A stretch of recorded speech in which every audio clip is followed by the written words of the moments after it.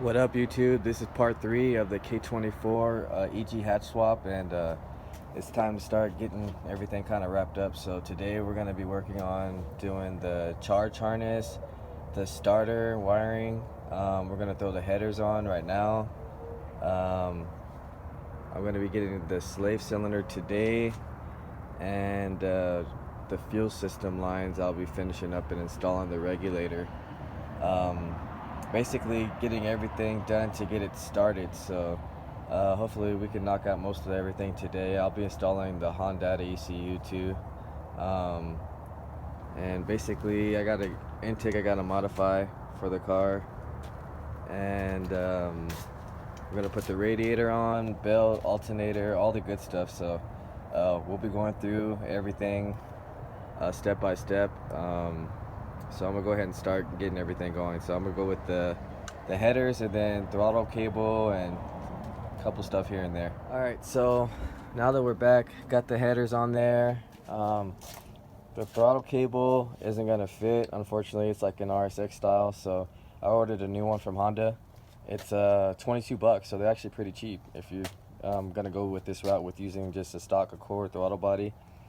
So I got that coming in tomorrow. Now next thing we're gonna do is our fuel system. That's basically what we're gonna really need to get this started, because once I have that, then I can connect the starter, put the HONDATA on, and get it started. So what we're gonna do is let me show you the fittings. So I got 3 fittings. These are basically adapted to the fuel rail. So this is the fuel rail side and back to a 6-and. So now I can just run a 6-and line from here to the fuel rail, and then from the fuel rail to the fuel filter. And then this is just my dump EFI line. I can just use the stock line, so it doesn't have high pressure or anything. So it's temporary for now, just to get the car running until they upgrade the whole E85 system, which is going to be partially done. I'm going to install the fuel pump later.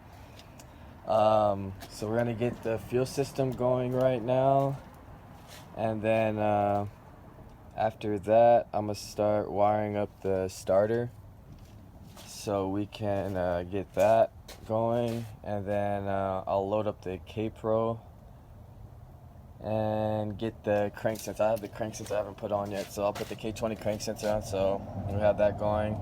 I also bought some oil, so getting everything here. I got the clutch slave cylinder, and let's see, that's basically what we almost need to get it started. So I'm gonna go ahead and start knocking this thing out, so hopefully we can get it started today. Alright, so I got the fuel system going. Unfortunately, those fittings that I bought for the fuel rail didn't work, so I just blocked it off right here. I used the fitting they supplied with the fuel rail and just tucked it to an and fitting. I'm still gonna have to put that up. I just got it so I can get this car started real fast. I still got to do a couple more things, but did my oil, did my grounds already. So this is one main ground they tell you to have on HONDATA. I grounded the intake manifold, and then I grounded the transmission. So all my grounds should be good for now. I did the crank sensor down there, so that's plugged in. Yeah, we're basically getting to the port. We can almost start. I just got to run the starter wire real fast, and then right now I'm gonna go upload the software on the K-Pro and get ready to try to load up a map and see if we can get this thing started. So I'm gonna go ahead and do that, and then we'll see what happens after this. Alright guys, so got the HONDATA installed and it's all ready and stuff, but unfortunately I'm leaking fuel from one fuel fitting.